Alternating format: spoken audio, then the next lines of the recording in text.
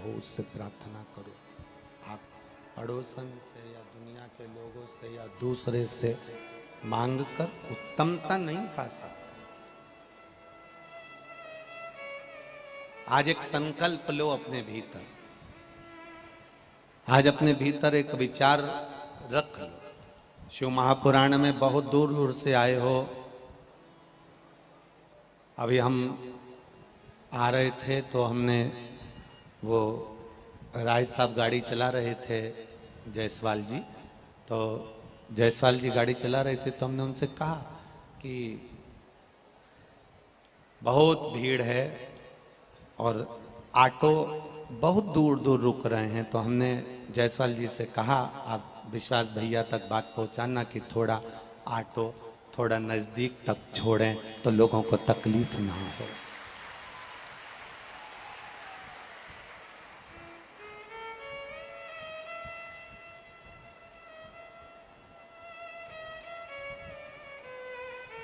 तो हमने जायसवाल जी जब गाड़ी लेकर आ रहे थे तो हमने उनसे कहा कि आप विश्वास भैया से कहना कि इधर से जहां से साइड से हम लोग आते हैं तो पुल के पार वहां ऑटो रोक दिया जाता है, पूरा पुल चढ़ना पड़ता है, फिर वहां से यहां तक आना पड़ता है, बहुत लंबा है, बहुत लंबा।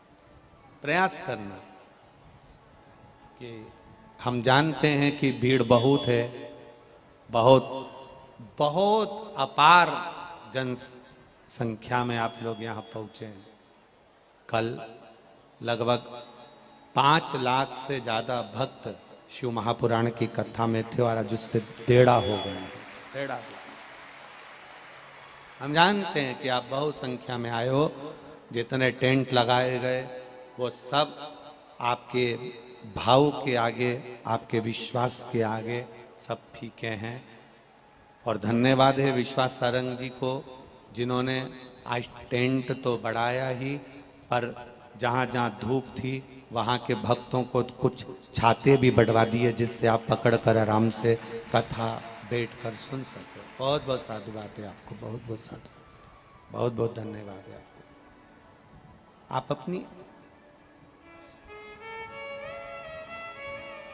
शिव के पास जा रहे हो, भगवान शंकर के पास जा रहे हो, घड़ी के पास जा रहे हो, शिव तत्व को जानने का प्रयास करो। आप बाबा से अपने मन की बात कहते थे, विश्वास के साथ। मल्ला जो कि लुटेरा था, लूट रहा था, डाका डाल रहा था, जाने वालों को रोक रहा था, उनसे धन एकत्रित कर रहा था, उनसे कुछ लूट रहा था। शिवरात्रि के दिन वो भंडारा भी कर देता था, पर उसका कोई मोल तत्व, भाई बढ़ाओ रे, बढ़ाओ उसको। शिवरात्रि के दिन उसको लुटा भी देता था। अब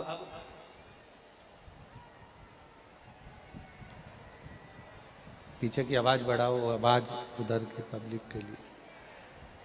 मल्ला लुटा देता, पर शिव पुराण एक बात कहती है कि अपना अपने को देना, अपना अपने को प्रदान करते चले। एक पति पत्नी का जो भाव होता है ना, पति अगर 500 रुपए जेब में से निकाल कर दान कर रहा होता है तो पत्नी तुरंत सिर पे पल्लू लेकर पति को टच कर लेती है। अब उससे पूछा जाए कि तुमने पति को टच करा, पति 500 रुपए का दान दे रहा था, तुमने टच करा तो इससे क्या होगा? गुरुजी दोनों को मिल जाएगा। तो हमारा निवेदन है, जब शादी में पति पत्नी दोनों जाए और पति एक प्लेट उठाए और पत्नी पति को केवल टच करती हुई चली जाए, केवल टच करती हुई चले जाए, पति रसगुल्ला खाए और पत्नी टच कर ले,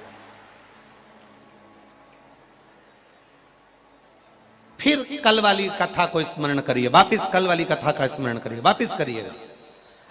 अपने हाथ में खुजाल तो अपने को खुजाना, अपने को छींक आई तो अपने को बोलते जाओ छींकना, अपने को खांसी आई तो अपने को खांसना है। अपने को भूख लगी तो भोजन अपने को करना है। अपने को अगर सिर दर्द हुआ है तो गोली अपने को खाना है। अपने पांव में दर्द है तो पट्टा अपने पांव में बांधना है। उसी तरह हमारे कर्म का भोग हमें अपने आप को भोगना है। पड़ोसी कभी नहीं भोगेगा, रिश्तेदार कभी नहीं भोगेंगे, पत्नी और बच्चे कभी नहीं भोगेंगे, कुटुंब कबीले वाले कभी नहीं भोगेंगे। अपने कर्म का भोग अपने को भोगना है। अपने कर्म का भोग अपने को भोगना है। कोई दूसरा नहीं भोग पाएगा, कोई दूसरा नहीं भोगेगा, स्वयं को करना पड़ेगा। और जब हम स्वयं करेंगे तो उसका एक आनंद अपने आप प्राप्त हो जाएगा। स्वयं के लिए अपने पास अगर कुछ है तो अपने को देना, अपने पास अगर कुछ है तो अपने को प्रदान करना, दूसरे से मतलब नहीं।